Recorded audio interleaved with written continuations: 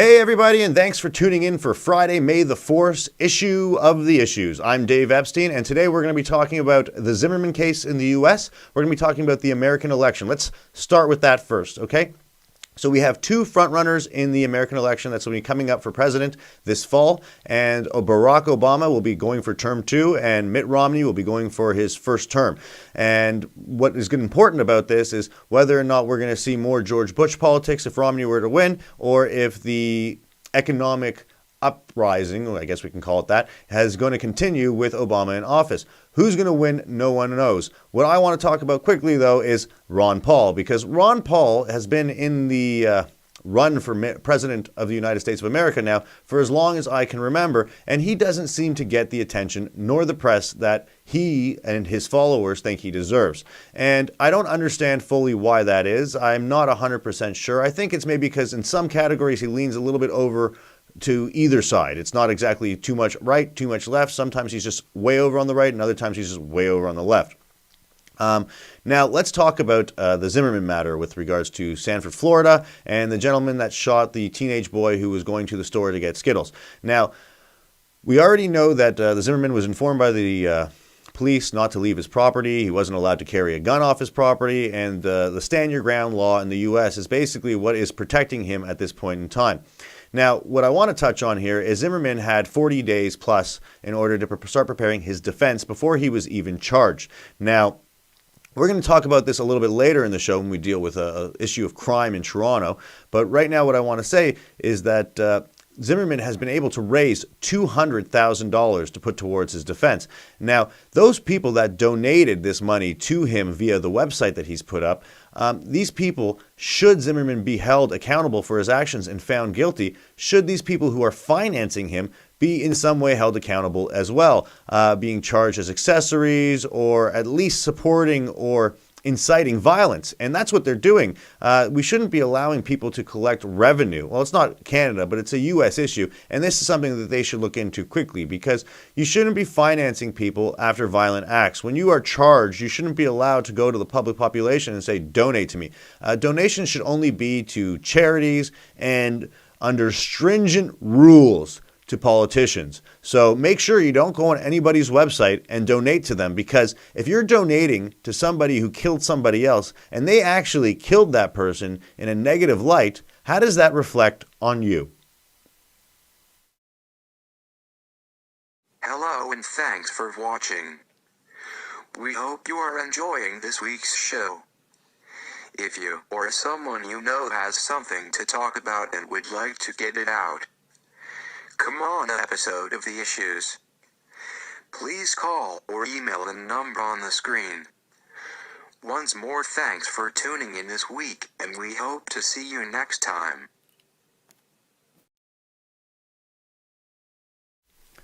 Hey everybody, thanks for tuning in. Now we're going to talk about entertainment. And what I want to talk about entertainment is, if you are an action-adventure fan, this is the summer for you. Coming out this year is The Avengers, Wolverine, Spider-Man, Battleship with Liam Neeson, and I believe I said another Wolverine, and pretty much The Avengers, which is actually coming out tonight in theaters. Now, what I wanted to focus on here is, I don't know if any of these movies are coming out in 3D, and I'm not really upset with that. 3D TVs are becoming more popular in your home, and so on. So it is going that way. But the problem I have is, as much as I like James Cameron's Avatar, we have to sort of sit there and think, how comfortable was I for 3 hours in a theater with those sunglasses on, sort of looking at a screen with my eyes being, overused. So I want to just send that message to James Cameron. We love your films. Hour and a half, 3D might be as long as we want to go. As much as I haven't seen Titanic, I'm sure it was fabulous. But we're not talking about love stories. We're talking about action and adventure. And speaking of action and adventure, I want to talk to you about what James Cameron and a group of other U.S. millionaires are doing, or billionaires would probably be better said. They are going up and above and beyond. And what I mean by that is, rather than just filming an action film, what they're doing is they're doing a 3-stage situation where they're planning on going to asteroids that surround our planet and start mining them for resources. Now, our planet as a whole only is limited by the resources we have on it. So if we can start bringing resources from other sources, the universe, for example, which is unlimited in resources, our planet has great potential in the future. Other things they're talking about is these resources could be used as rocket fuel in the future as a staging place. So rather than taking fuel from the planet back up into space in order to have rockets go from, let's say, Earth to the moon, Earth to Mars, Earth to whatever, we can actually use the energy we get out of these mines. So kudos to you guys. I like to see that you guys are moving our civilization in the direction I'm happy to see with regards to science, and obviously space is the final frontier. So all I wanted to do is quickly just say, since JFK in the 1960s, we really haven't seen this kind of initiative in space, and it's just great to see, especially with the end of the shuttle program, as we're seeing it now pass by Washington and heading to the Smithsonian. It's great that we actually have a future in space.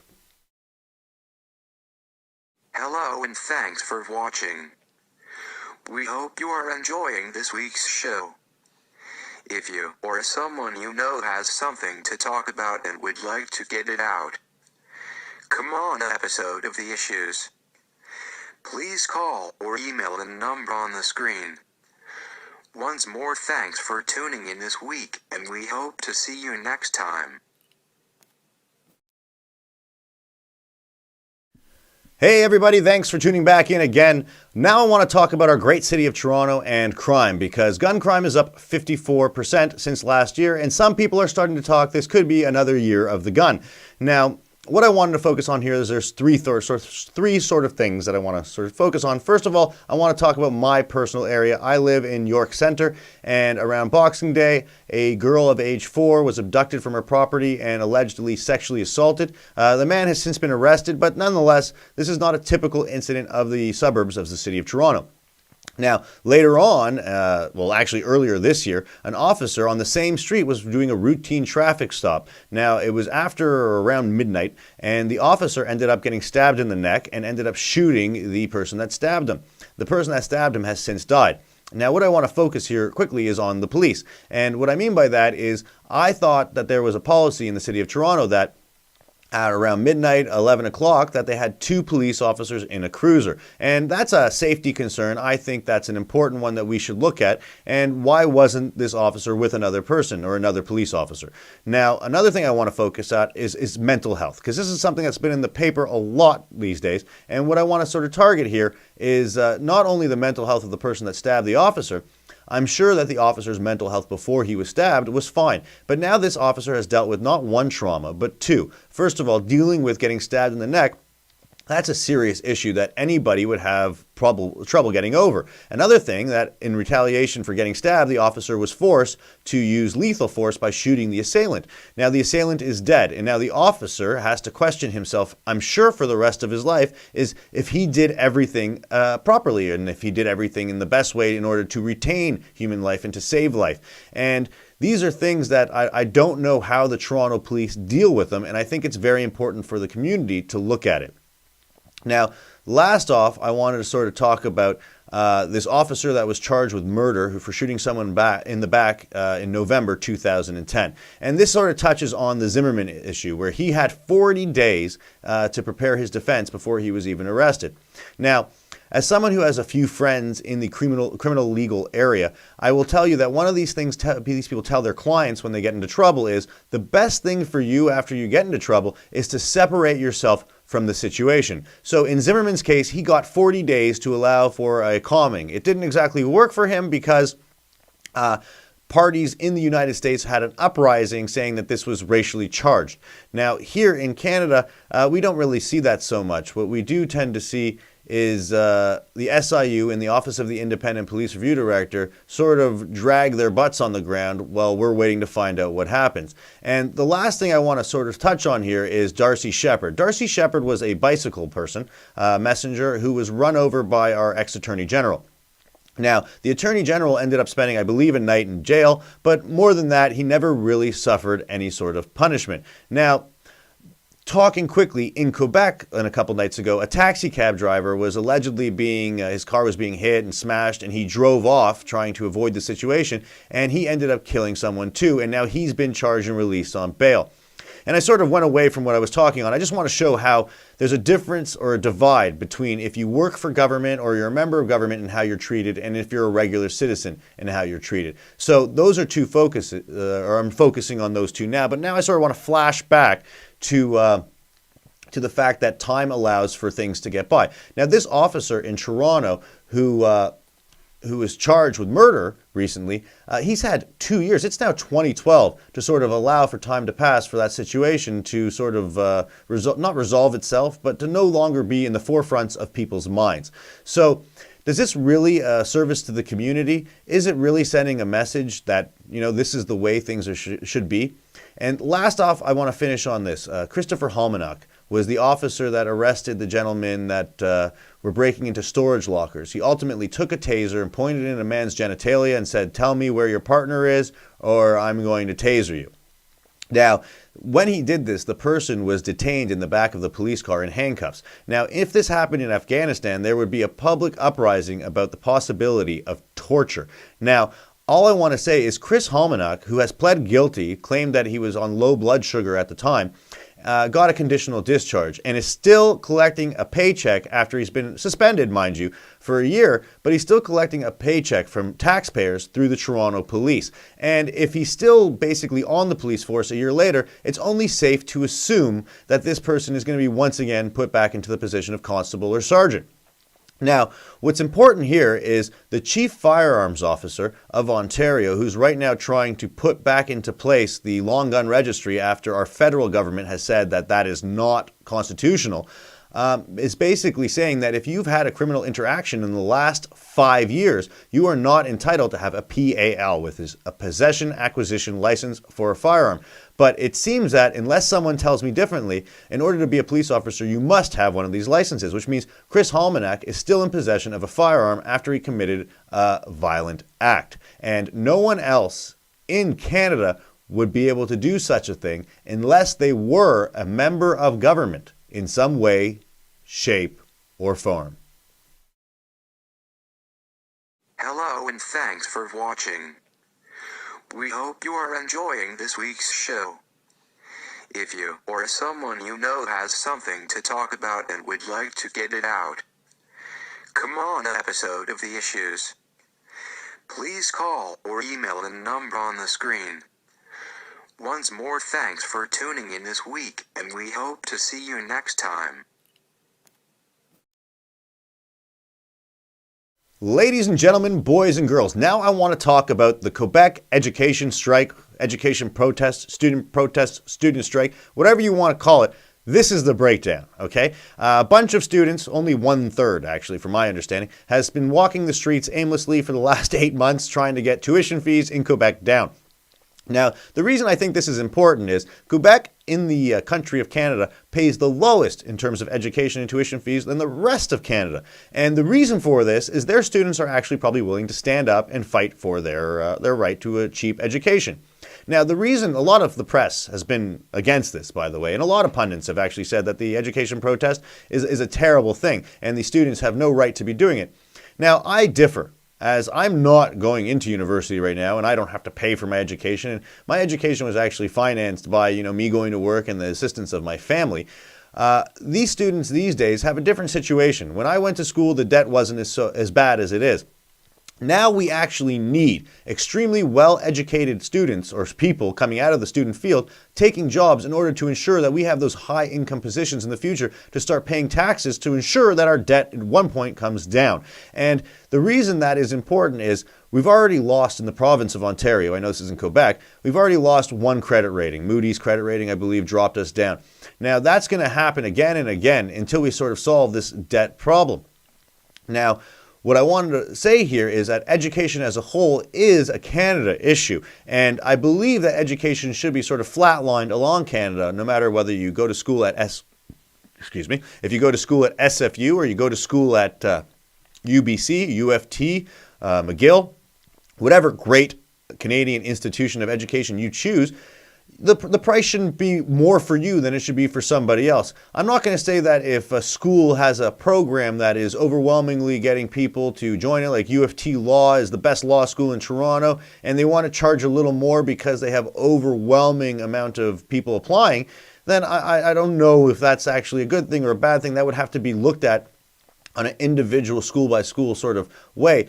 But the bottom line is if we have students in high school who are getting on the honor roll, and they can't afford university, I do believe it is the duty of the government to ensure these people have the opportunity. And I don't believe OSAP or student loans is the right program. Like the US just basically froze their student loans so that the interest rate wouldn't rise. Here in Canada, it's different in every province. Here we have the Ontario Student Loan Program, or OSAP, or whatever you want to call it. But at the end of it, when you're done your education, you have to pay back that loan. And that's a mortgage on your life. So when you might be trying to get into a field or trying to get a job, you're not able to get into that entry-level position because of the fact that you can't afford to pay off your debt. So this is a serious issue, and we can't just listen to people who are on the radio, who are in their job, making their $150,000 plus a year, on what we should do about students. Because education 20 years ago, maybe a high school education was enough.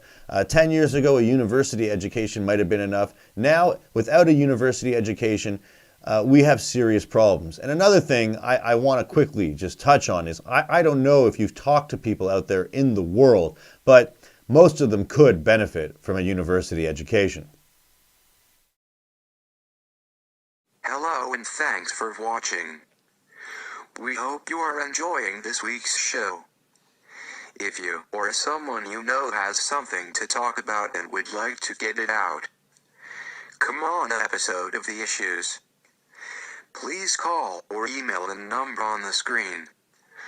Once more, thanks for tuning in this week, and we hope to see you next time.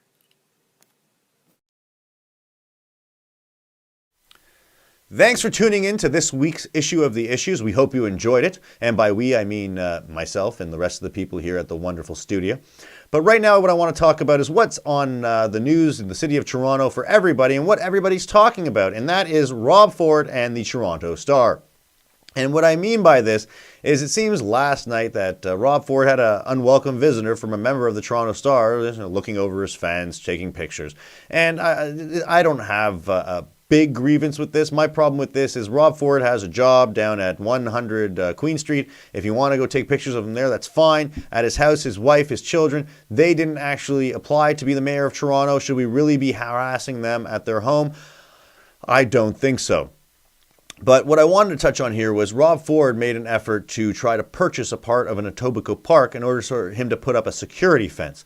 And there's some controversy over this. I don't know the full details. I just don't think it's actually necessary for this to happen. What I do believe is necessary is Rob Ford should actually take the Toronto police up on their offer of a security detail, have an officer even just sit outside of his house over the course of the evening, at least to deter people from doing what they're doing. And to be honest, this is taking way too much time and energy and our eyes away from real issues that are going on in Toronto. And one of those issues, obviously, is transit. And we have to focus on that because people are talking and complaining about the LRT system going in on Eglinton and how it's going to cause construction. But if we don't do it today, when are we going to do it? Also, what I wanted to focus on is Rob Ford as a mayor as a whole. People are saying the reason why he is suffering these harassments is because he's not making himself available to the press like, Miller did, having a weekly review, going on City TV once a week. But Rob Ford is on News Talk 1010 every Sunday for 3 hours, and I personally have called in and spoken with the mayor, and we had a quick discussion about the possibility of reducing the amount of councillors in the city of Toronto. So if I, just a member of the minute, uncredentialed media, can get a hold of Rob Ford, why does the City of Toronto's newspaper, the Toronto Star, feel it necessary to harass him at his house at all hours of the night? I don't know. It does seem like they just want to get themselves heard or their name out there. Now, last off, we're going to be talking about the draw. We're going to be giving away two $50 Visa gift cards on The Issues. And the way you're going to be able to win or get involved with this and have a chance to win is you have to follow The Issues on Twitter. Right down here, you will see the Twitter address. Just go into your Twitter account and log on and follow it. And the next thing you know, you'll have a chance at winning $50 on a Visa gift card.